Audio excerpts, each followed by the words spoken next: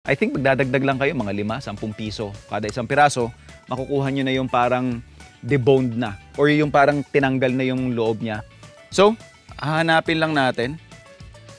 Yan. So, mararamdaman nyo naman, mabilis lang yan eh. Shoom. Yan. So, mapapansin ninyo, ayan ah. So, lumuloob na yan. Yan oh. Pumapasok na siya.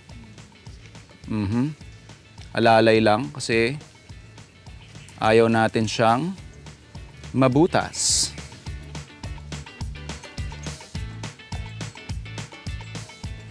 And para lang din mapadali yung buhay natin, isa-snap lang natin yung parang pinakabuntot until you hear the crack. Yun.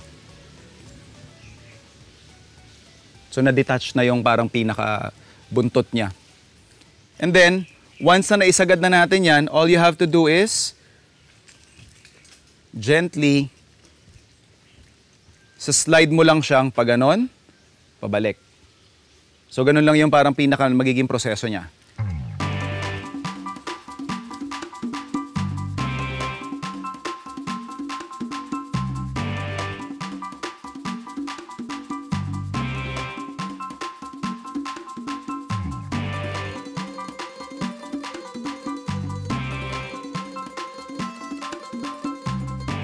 Yan o. 1, 2, 3, go! Alright!